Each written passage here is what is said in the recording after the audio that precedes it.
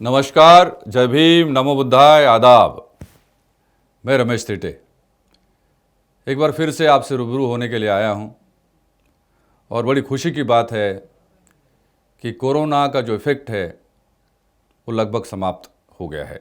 The battle of Bhima Koregaon का आप बेसब्री से इंतज़ार कर रहे हैं, मैं भी कर रहा हूं, सारे लोग कर रहे हैं। लेकिन देखिए, किसी फिल्म को रिलीज़ करने के संबंध में जो आवश्यक बातें हैं वो सभी लोगों को पता है, विदित है, ऐसा नहीं है। किसी फिल्म को रिलीज़ करने के लिए बहुत मेहनत लगती है और उसके शेड्यूलिंग और अवेलेबिलिटी ऑफ थिएटर्स, मल्टीप्लेक्सेस और बाकी जो व्यावसायिक पहलू है रिलीज़ करने के संबंध में, ये सभी लोगों को पता होते हैं, ऐसा नहीं है। लेकिन हम लोगों को, जो फिल्म मेकर्स हैं या प्रोडक्शन हाउसेस है, इनको ये सब पता होता है। इसलिए किसी भी फिल्म को रिलीज़ करने के संबंध में यदि कोई निर्णय करना है तो इन तमाम पहलुओं का आपको संज्ञान लेना पड़ेगा, ध्यान में रखना पड़ेगा। बहरहाल, the battle of Bhima Koregaon 2 साल से कोरोना ही चल रहा है। 2 साल से हम लोग मेहनत कर रहे हैं कि कब हम इस फिल्म को रिलीज़ करें। जैसा पहले वीडियो में मैंने कहा था कि फिल्म की थोड़ी बहुत शूटिंग बाकी है, उसका हम शेड्यूलिंग जल्दी लगाएंगे। 3 बार शेड्यूलिंग लगाया, लोकेशंस बुक हुए, लेकिन फिर भी कोरोना की जो मार है वो हमको झेलनी पड़ी और वो शूटिंग्स के जो शेड्यूल्स जो है वो हमको कैंसिल करने पड़े। उसके कारण वित्तीय हानि हुई, इसमें कोई शक नहीं है, वो तो अब आप समझ सकते हैं। लेकिन इससे बड़ी बात जो है कि हम जो हमारे दर्शकगण हैं, हमारे साथीगण हैं, वो जो इंतजार कर रहे हैं, उनकी जो बेसब्री है वो हमारे लिए कष्टदायक है। मतलब हमें भी लगता है कि दर्शकों के लिए ये फिल्म को जल्दी से जल्दी रिलीज करना हमारे लिए टॉप प्रायोरिटी है। अब वास्तविकता जो है मैं आपको बताना चाहता हूं। अब चूंकि कोरोना खत्म हुआ है, रेस्ट्रिक्शन खत्म हुए हैं, 100% कैपेसिटी से थिएटर्स खुल गए हैं और शूटिंग में भी कोई ऐसी पाबंदी नहीं है, तो बहरहाल अभी हमने तय किया है कि इसकी जो थोड़ी बहुत शूटिंग बाकी है उसको कंप्लीट करेंगे।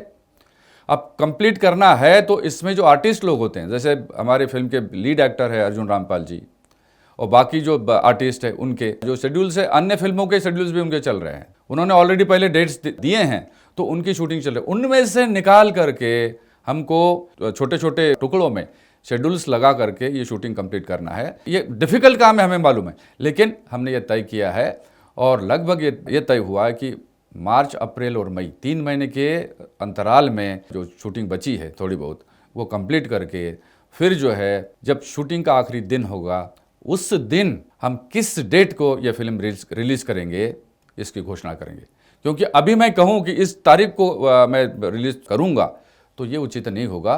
तो इसलिए मेरा निवेदन है कि इन तमाम बातों को ध्यान में रखते हुए आप थोड़ा सहयोग कीजिएगा और थोड़ा सा सब्र आपको करना है। कष्ट हो रहा है आपको, मुझे भी कष्ट हो रहा है, लेकिन इसके सिवाय कोई दूसरा चारा नहीं, क्योंकि ये फिल्म बहुत बड़ी है और ऐसी वैसी फिल्म बना करके हम इसको रिलीज़ नहीं करना चाहते। ये विषय बड़ा है, इंटरनेशनल कैनवास है इसका, और इसलिए अगर इस फिल्म को रिलीज़ करना है तो उसी तरीके से करना पड़ेगा, उसी तरीके से बनाना पड़ेगा। अगर कुछ चीज़ें ऐसी हैं जिसमें रेक्टिफिकेशन की ज़रूरत है वो भी हम लोग देख रहे हैं। जैसे मिसाल के तौर पे कुछ सीन्स हमने पहले शूट किए थे, ऐसा लगता है कि उसको रीशूट करना पड़ेगा। थोड़े बहुत सीन्स हैं ऐसे, लेकिन तमाम सीन्स जो शूट होने हैं या रीशूट भी होना है, थोड़ा बहुत पैचवर्क जिसको कहते हैं, वो भी हम इस 3 महीने के अंतराल के दौरान कंप्लीट करके इस फिल्म की शूटिंग कंप्लीट करेंगे और उसके बाद हम रिलीज़ की डेट अनाउंस करेंगे। देखिए, आप लोग जानते हैं कि हमारी तो शूटिंग बची थी थोड़ी बहुत, बाकी फिल्में तो बनकर के तैयार थी, 2 साल पहले रिलीज़ के लिए तैयार थी। मिसाल के तौर पे अभी जो रिलीज़ हुई है झुंड, ये भी 2 साल पहले रिलीज़ के लिए तैयार थी, लेकिन वो लोग भी नहीं कर पाए हैं। अन्य भी फिल्में हैं तैयार थी लेकिन कर नहीं पाया, कोरोना की मार उनको भी झेलनी पड़ी है। फाइनेंशियल लॉस अलग पहलू है, लेकिन साथ ही साथ दर्शकों का जो इंटरेस्ट है, जो बेसब्री है, उसका भी ध्यान रखना ज़रूरी होता है। लेकिन फिर भी वो भी जो है 2 साल तक रिलीज़ नहीं कर पाए। इसी तारतम्य में मेरा रिक्वेस्ट आपसे ये है कि हमारे खास करके जो वीआईपी पासेस बुक करने वाले साथीगण हैं, मैं सोशल मीडिया पे उनके कमेंट्स पढ़ता हूँ, उनकी कोई गलती नहीं है। अगर हमने ये बोला है कि हम फिल्म रिलीज़ करेंगे तो आप हमको करना चाहिए, लेकिन ये जो कोरोना वाला इशू हो गया है इसके कारण ये हो चुका है, तो डिले हो चुका है और अभी जो है जो स्थिति है मैंने आपको बयान की है। तो ये हमारे जो वीआईपी पास होल्डर्स है उनसे मेरा निवेदन इतना है, थोड़ा सा सब्र कीजिए, सहयोग कीजिए। मैं चाहता हूं कि आपने अगर वीआईपी पास खरीदा है तो आपका पैसा लगाए, 500 रुपये लगाए आपके, लेकिन थोड़ा विचार कीजिए, आपने 500 लगाए या 1000 लगाए या 5,000 लगाए, हमने तो करोड़ों रुपए लगाए। हमें सबसे पहले हमारी प्रायोरिटी ये है कि जल्द से जल्द इस फिल्म को रिलीज़ किया जाए और जो बहुजन समाज का बजट इसमें लगा है, जो राशि लगी है, करोड़ों रुपए की राशि लगी है, वो उसकी जो रिकवरी है वो हो जाए। और रिकवरी से भी बड़ी बात है कि बहुजन समाज के लोगों को या आम दर्शक उसको, चाहे वो बहुजन समाज का हो ना हो, आम दर्शक उसको इस फिल्म को देखने का इंतज़ार है, बेसब्री है। और इस बात को ध्यान में रखते हुए मेरा इतना निवेदन है, ये जो तथ्य मैंने आपके सामने रखे हैं, जो फैक्ट्स रखे हैं, उन पर थोड़ा विचार करके हमारे साथ सहयोग कीजिए।